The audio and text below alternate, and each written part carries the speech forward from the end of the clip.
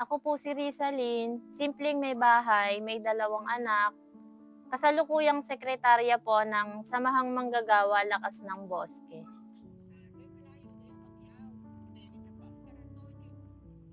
Noon po nung wala pa po ang outreach, pare-parehas lang po na routine po yung aking ginagawa po sa aming tahanan.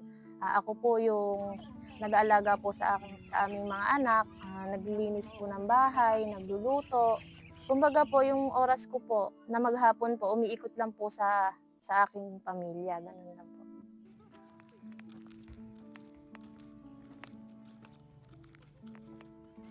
Naihahalin tulad ko po yung aking sarili sa isa pong makahiya. Ito po yung naisip ko po na halaman na pinakamalapit po sa pagiging magkatulad po nung aming pag-uugali. Ano po yun eh. Ang makahiya po kasi, isa po siyang halaman na nakabukadkad po na ganon. Kapag po ito po ay nagalaw niyo po, yung kanya pong dahon ay umiikom po na ganon. Ganon din po ako. Ganon po yung aking pag-uugali. Napakamahiyain ko po. Ayaw ko po yung nung nagsisimula po ang outreach dito sa amin, nagtataka po ako kung bakit po ang outreach po, kailangan pa po na makitulog po sa mga bahay po, kasama pong kumakain. Kumbaga po, nasa isip ko na po na porsigido po sila na makatulong po, mas mapaunlad po yung pamumuhay po namin. Kumbaga po yung mga problema po na nararanasan po namin sa loob ng aming tahanan, sa aming pamilya, ay matutulungan po nila kami. Kumbaga nasa isip ko po na dumating po sila para po mas mabigyan po kami ng pag-asa. Kasi po hindi lang po sa isang bahay po kasi ang outreach po, nakikitulog po. Kumbaga po, lumilipat po sila tsaka naglilibot-libot po. Ano po, pumupunta po sila sa hindi lang po isang beses po na pupuntahan po nila yung isang bahay, isang mag-anak. Kung bumabalik po ang outreach. Ganun po. Pong confidence ko po sa sarili ko.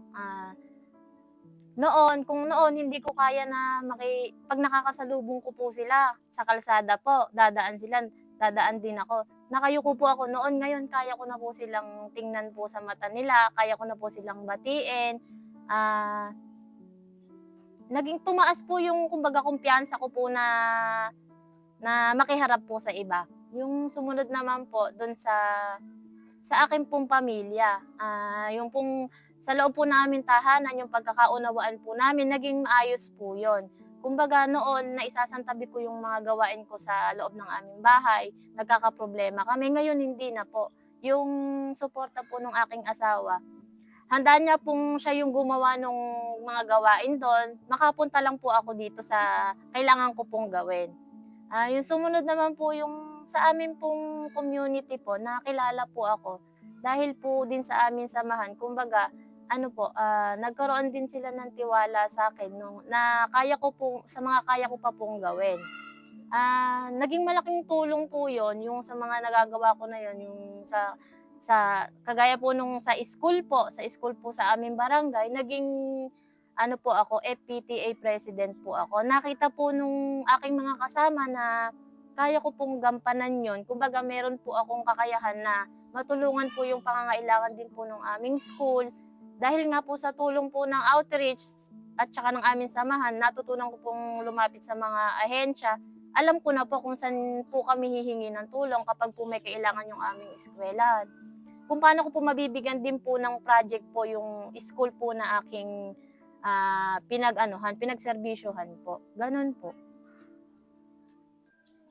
Ipinagmamalaki ko po ang aking sarili sa mga aking mga naging karanasan, yung naging isang malakas na po ako. Kumbaga, yung pong mga naging karanasan ko noon ay 'pag ibinahagi ko po sa iba, maaari din po nilang kuhanan po ng inspiration yun o maging kalakasan din po nila. Yung mga naranasan ko po na pagsubok noon na akala ko hindi na malulutas yun, kumbaga nagkaroon po ng solusyon. Hindi ko inisip ko noon na hindi ko kaya, pero kaya ko pala. Nakapagbabahagi po ako ng aking mga,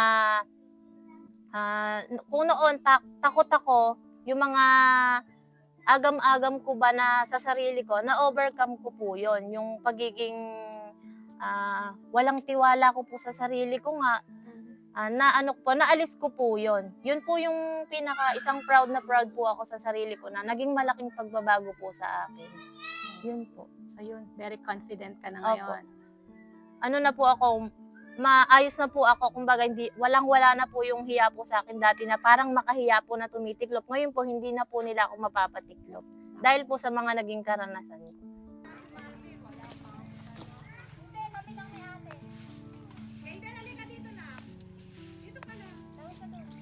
Sa pamilya ko po yung future po gusto ko po na kami pong mag-asawa po may parehas po kaming trabaho. Kasi mga anak ko po gusto pong makapagtapos sila ng pag-aaral ta's maganda po yung makuha nilang trabaho para po sa kinabukasan po nila at saka gusto ko pong magkaroon po ng negosyo, yun pong makakakuha po ako ng mga gusto pong magtrabaho, yung hindi po matanggap kasi yung iba hindi rin nakapag-aral. Gusto ko po, wag pong mamimili na nakatapos ba o hindi. Basta kung gustong pumasok, papasok po. Tapos po yung sa gusto ko pong magkaroon ng lupa po, yung gagawin pong bukid para po yung sa bigas hindi na problema. Ganun at saka sa ko po, pwede ba sa pamilya ko po ba, yung sa nanay at tatay ko, gusto ko rin po sila na matulungan na yung sa bahay po nila, mapatayuan po sila ng bahay po. Tsaka sabihanan ko po, kung kaya ko naman po, yung sa may paggagamot po niya, gusto ko po silang matulungan na sa pagbili lang po ng gamot, ganun. Yun po. Pangarap po yun.